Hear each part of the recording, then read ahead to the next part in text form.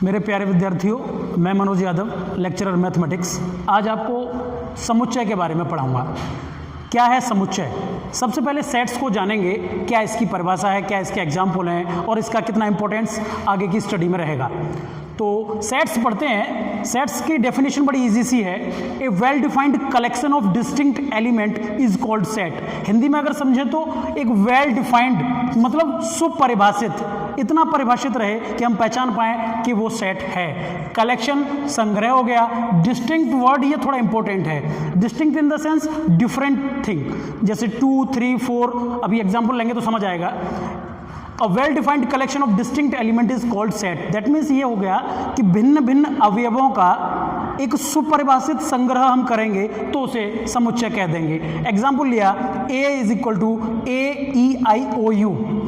अब ये well defined तो इसलिए है कि 5 के 5 जो लेटर लिखे गए हैं वो स्वर हैं अंग्रेजी भाषा के, और सारे के सारे डिस्टिंक्ट भी हैं। डिस्टिंक्ट माने A रिपीट नहीं हुआ है, ए रिपीट नहीं हुआ, ई रिपीट नहीं हुआ, सब के सब डिस्टिंक्ट भी हैं और वेल डिफाइंड भी है। तो ये एक सेट है। ऐसे दूसरा सेट लिया एग्जांपल बी में हमने लिखा 2, 4, 6, 8। अब ये सारे एलिमेंट डिस्टिंक्ट हैं, ये कंडीशन फुलफिल हुई। अब कंडीशन आई क्या ये वेल डिफाइंड है, तो हम इसको एक वेल डिफाइंड कंडीशन में रख सकते हैं कि ये 4 के चारों नंबर 2 के मल्टीपल हैं, 2 के गुणज हैं। अच्छा, दूसरी चीज एक और यहाँ ध्यान करने योग्य है कि सेट को हमेशा जिगजैग ब्रैकेट यानी मझला कोष्ठक के अंतर्गत उसके एलिमेंट्स को लिखा जाता है। और इस मझला कोष्ठक के अंतर्गत जो एलिमेंट लिखे जाते हैं इनको इंग्लिश में बोलते हैं हम एलिमेंट और हिंदी में बोलते हैं अवयव। दूसरी एक चीज और, जो अंदर एलिमेंट लिखे जाते हैं वो हमेशा अंग्रेजी भाषा के स्मॉल लेटर से रिप्रेजेंट किए जाते हैं, और सेट का जो नाम होता है जनरली कैपिटल लेटर से रिप्रेजेंट किया जाता है। हालांकि ऐसी कोई बाध्यता नहीं है, लेकिन जनरली ऐसा होता है। अच्छा, सेट्स में फिर कई प्रकार के सेट्स हम देखेंगे। जैसे एक सेट आता है फाइनाइट सेट, परिमित समुच्चय। अब कौन सा सेट फाइनाइट होगा, कौन सा इनफाइनाइट होगा? तो फाइनाइट सेट की सीधी सी डेफिनेशन ये है कि किसी भी सेट में अगर नंबर ऑफ एलिमेंट फाइनाइट हैं तब हम उस सेट को फाइनाइट सेट कह देंगे। फॉर एग्जाम्पल ये ऊपर वाले एग्जाम्पल ले लीजिए AEIOU। अब इसमें कितने एलिमेंट हैं? बड़े आराम से देख सकते हैं, 5 एलिमेंट हैं। दैट मीन्स फाइनाइट है, निश्चित है, परिमित है, तब इस सेट को हम कहेंगे फाइनाइट सेट। अच्छा, दूसरा इसी में इनफाइनाइट सेट भी होता है। Infinite set in the sense कि जब नंबर ऑफ एलिमेंट इनफाइनाइट हो जाए, हम ना पता कर पाएंगे उसमें कितने एलिमेंट हैं, तब उस सेट को इनफाइनाइट सेट कह देंगे। जैसे सेट ऑफ नेचुरल नंबर, प्राकृतिक संख्याओं का समुच्चय। जैसे आपने लिया 1, 2, 3 डॉट डॉट डॉट डॉट। अब हम ये कैसे पहचानें कि इसमें कितने नंबर ऑफ एलिमेंट हैं? तो जब नंबर ऑफ एलिमेंट इनफाइनाइट रहेंगे तब हम कह देंगे सेट इनफाइनाइट सेट है। अच्छा, इसी के आधार पर एक और होता है नल सेट, हिंदी में से बोलते हैं रिक्त समुच्चय। रिक्त समुच्चय, अब जैसा कि नाम से स्पष्ट है रिक्त समुच्चय, उसमें कुछ नहीं है, खाली है, फिर वो समुच्चय है। अब इसकी डेफिनेशन बड़ी सिंपल सी है कि जिस सेट में नंबर ऑफ एलिमेंट 0 हो या फिर कोई भी एलिमेंट ना हो उसे रिक्त समुच्चय कह देंगे। एग्जाम्पल ले लेते हैं। मान लीजिए एग्जाम्पल में हमने लिख दिया कि आप सारे विद्यार्थियों में से भारत के वर्तमान प्रधानमंत्री का समुच्चय। तो रियलिटी में तो सारे विद्यार्थियों में वर्तमान प्रधानमंत्री तो कोई भी नहीं है। दैट मीन्स ये जो सेट बनेगा वो नल सेट होगा। या फिर इसको लिखने का, रिप्रेजेंट करने का तरीका रहेगा, हम इसको फाई से रिप्रेजेंट करते हैं, फाई से, या फिर कभी कभार इसको ऐसे भी कह देते हैं। उसके अंदर कुछ नहीं है और फाई इसका एक सिंबल होगा जिसे रिक्त समुच्चय के नाम से हम जानेंगे। अच्छा, रिक्त समुच्चय हुआ, फाइनाइट सेट हुआ, इनफाइनाइट सेट हुआ। इसके बाद चीज आती है कि सेट को हम कितने तरीके से लिख सकते हैं। 2 प्रकार से लिख सकते हैं। एक मेथड होता है रोस्टर फॉर्म।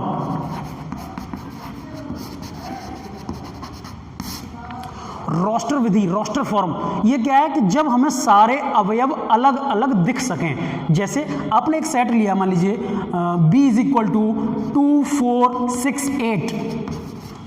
अब इसमें 4 एलिमेंट है, 4 के चारों अलग अलग देखे जा सकते हैं। जब 4 के चारों एलिमेंट अलग अलग देखे जा सकते हैं, एलिमेंट अवयव साफ साफ नजर आ रहे हैं, तब इस समुच्चय के लिखने के तरीके को हम कहते हैं roster form, roster method of to represent a set. Next इसका रिप्रेजेंटेशन होता है सेट बिल्डर फॉर्म।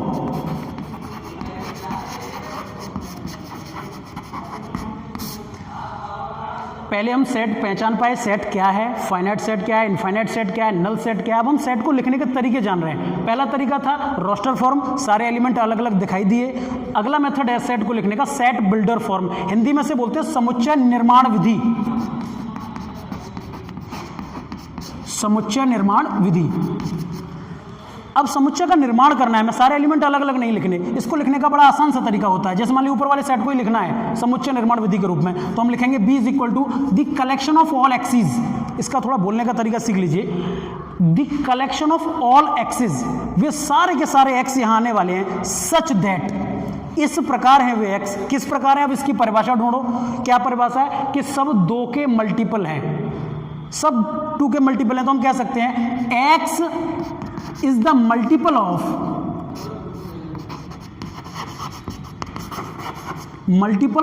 2, लेकिन 2 का मल्टीपल तो 20 भी होता है जो कि सेट में नहीं है। तो हम एक कंडीशन और लगाएंगे, x is the multiple of 2 and एक कंडीशन अब ये लगाई कि जो x मेरा रहेगा वो 2 से शुरू होगा और 8 से कम होगा।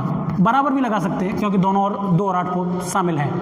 तो अब ये जो लाइन लिखी है इसी का नाम है सेट बिल्डर फॉर्म। देखो इसमें न 4 दिखाई दे रहा है न 6 दिखाई दे रहा है, लेकिन इसका कहना वही है जो इस सेट का कहना था। दैट इज रोस्टर फॉर्म और that is set builder form. इसको देखें तो फिर से एक बार एक्सप्लेन करूं।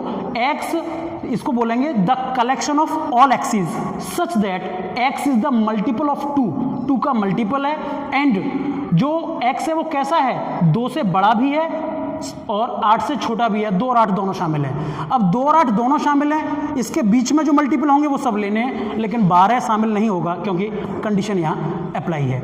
एक आध एग्जाम्पल और ले सकते हैं, कुछ थोड़ा जगह बनाते हैं फिर उसके बाद अगला एग्जाम्पल लेते हैं।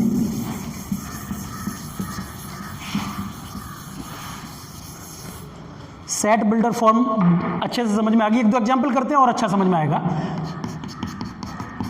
मान लीजिए कोई किसी ने लिख दिया 2, 4, 8, 16, 32 और इसको एक सेट दे दिया A। तो सबसे पहले तो मैं ये पूछूंगा क्या ये सेट है।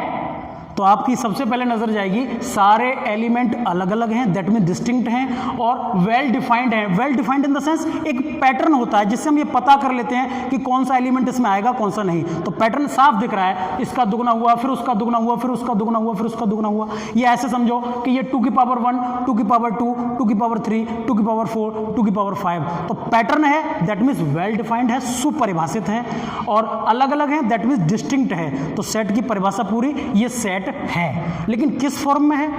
अच्छा एक चीज और पढ़ी थी अभी, फाइनाइट सेट और इनफाइनाइट सेट। तो इसके नंबर ऑफ एलिमेंट केवल 5 एलिमेंट इसके अंदर है, that means this is a well defined set. और इसकी जो एलिमेंट हैं इसके 5 हैं, इसलिए ये फाइनाइट सेट है। एक चीज और बता दूं, जितने नंबर ऑफ एलिमेंट उस सेट में रहते हैं उस चीज को बोला जाता है कार्डिनलिटी। अभी हालांकि डिस्कस इसे बाद में फिर से करेंगे। Cardinality of A set, cardinality in the sense number of element in that particular set. उस पर्टिकुलर सेट में कितने एलिमेंट हैं वो उसकी कार्डिनलिटी कहलाएगा। फिलहाल सेट ए फाइनाइट सेट है और ये रोस्टर फॉर्म में लिखा हुआ है क्योंकि सारे एलिमेंट अलग अलग देखे जा सकते हैं। अब एग्जाम में क्वेश्चन आया कि ए एक सेट है जो रोस्टर फॉर्म में है, अब इसको राइट डाउन करिए in the form of set builder form. अब इसे सेट बिल्डर फॉर्म में रिप्रेजेंट करना चाहता हूं तो इसकी सेट बिल्डर फॉर्म क्या बनेगी। सेट बिल्डर फॉर्म में सेट वही ए रहेगा। अब इसको ऐसे लिखना पड़ेगा एक परिभाषा के रूप में, कलेक्शन के रूप में। मैं लिखता हूं, देखिए the collection of all axis, मेरे पास वे सारे के सारे एक्स हैं सच दैट, कौन है वो एक्स, ये सब के सब एलिमेंट 2 की पावर के रूप में है। मैं कह सकता हूं 2 की पावर n। अब आप कहोगे 2 की पावर 5 तक तो इसमें है, 2 की पावर 6 तो है ही नहीं, 2 की पावर 10 नहीं है। तो उसके लिए मैं कंडीशन बना रहा हूं क्या कि जो n है वो बिलोंग्स करेगा नेचुरल नंबर में। नेचुरल नंबर अभी मैंने यहां बताया था, नेचुरल नंबर था सेट ऑफ नेचुरल नंबर्स को n से रिप्रेजेंट करेंगे। तो ये जो n है ऐसा नहीं रख सकते कि आधा रख दें पौन रख दें, कुछ नहीं, सीधा नेचुरल नंबर रहेगा। 2 की पावर 1, 2 की पावर 2, 2 की पावर 3, 2 की पावर 4 और 2 की पावर 5, लेकिन 6 नहीं है। तो एक कंडीशन और लगाई इसमें मैंने कि जो मेरा n है 1 से बड़ा या बराबर है और 5 से छोटा या बराबर है। इसको 5 ना लिख के कुछ लोग ऐसे कहें 6 लिखूंगा तो फिर यहाँ से इक्वलिटी का साइन हटाना रह जाएगा। फिर हमारे पास रहेगा 1 is less than equal to x and less than 6। तो सेट बिल्डर फॉर्म समझ में आ गया होगा कि इस सेट को सेट बिल्डर फॉर्म में कैसे लिखा, the collection of all axis. अब इसमें जो परिभाषा थी वो दे दो कि 2 की पावर है सब, और कंडीशन क्या लगाई कि जो पावर है वो नेचुरल नंबर होनी चाहिए, और एक कंडीशन लगाई कि जो पावर है वो 1 से बड़ी या बराबर 6 से छोटी रहेगी। वहाँ 5 भी लिख सकते हो, वो अपनी तरह से हम डिफाइन कर लेते हैं इंटरवल को। एक एग्जाम्पल ये हो गया। अच्छा, इसके बाद नल सेट हो गया, रोस्टर फॉर्म हो गई, फाइनाइट सेट हो गया, इनफाइनाइट सेट हो गया, और एक आध एग्जाम्पल और कर लेते हैं। चलिए मैं एक लिखता हूँ, x square plus 5x plus 6 is equal to 0। ये एक क्वाड्रेटिक इक्वेशन है, द्विघात समीकरण। हाई स्कूल में आपने खूब सॉल्व की होंगी। इस द्विघात समीकरण के जो रूट आएंगे, जो इसके आंसर आएंगे, उसका जो सेट बनेगा उसको रोस्टर फॉर्म में भी लिख के दिखाओ और सेट बिल्डर फॉर्म में भी लिख के दिखाओ। तो मैं क्वेश्चन लिखता हूँ, इस इक्वेशन के जो मूल आएंगे या रूट्स जो रहेंगे उनको क्या करना है, उनसे एक सेट फॉर्म करिए, सेट बनाओ। मूल से एक सेट बनाना है हमको, कैसा, जो रोस्टर फॉर्म में भी हो, रोस्टर फॉर्म में हो। चलो ठीक है, सेट बिल्डर बाद में लिख देंगे। अब इसका सॉल्यूशन देखिए।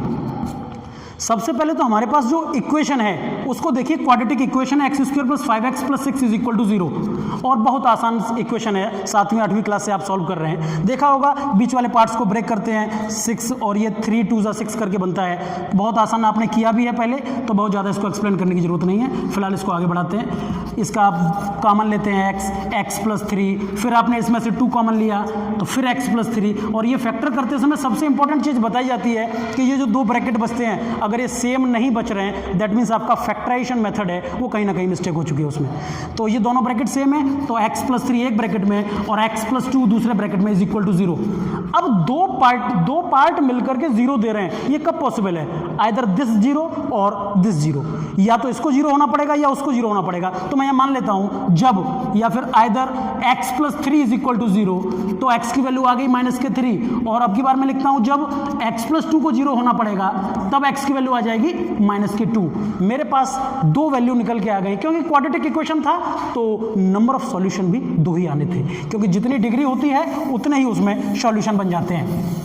अच्छा, अब जो 2 सॉल्यूशन बने इनसे हम एक सेट फॉर्म करेंगे। मान लीजिए उस सेट का नाम आपने ए रख दिया। अब कौन कौन से 2 एलिमेंट आए, एक तो आया -3, एक आया -2। तो -3 लिया और -2 लिया, जिग जैग ब्रैकेट के अंदर बंद कर दिया, ये रोस्टर फॉर्म हो गई। इस इक्वेशन से जो सॉल्यूशन मिलने वाले थे उससे जो सेट बनेगा उस सेट की ये रोस्टर फॉर्म हो गई।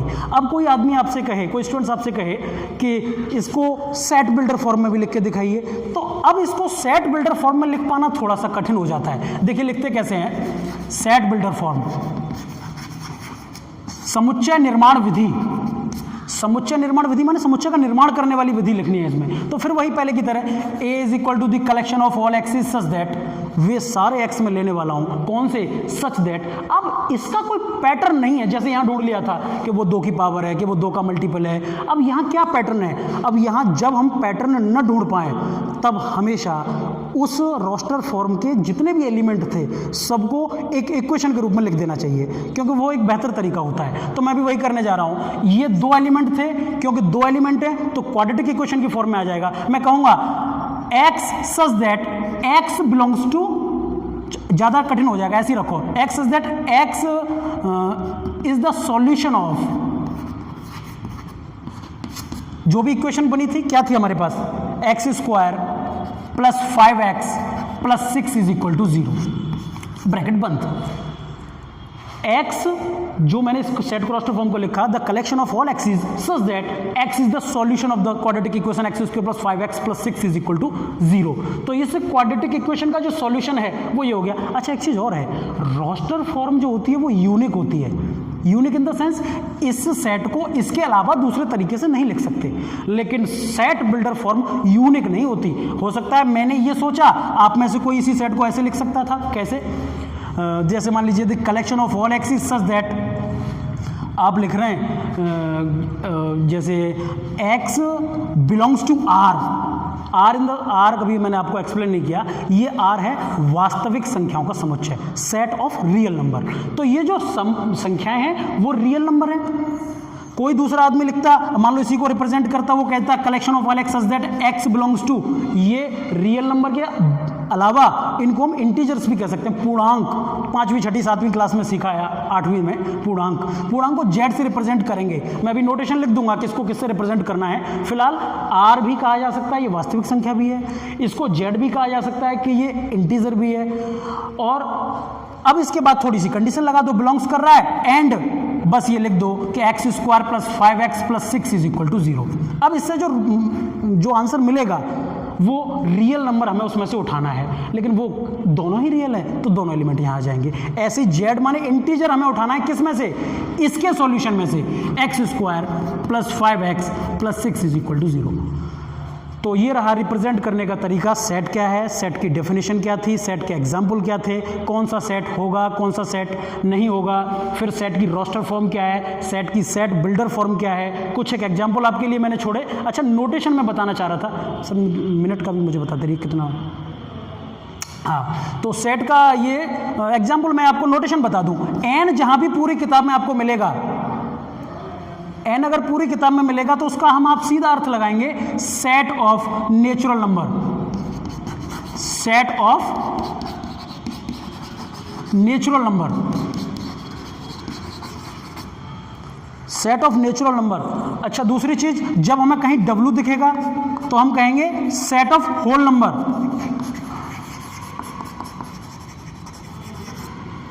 अब कहीं हमें R मिल गया तो हम बोलेंगे सेट ऑफ रियल नंबर।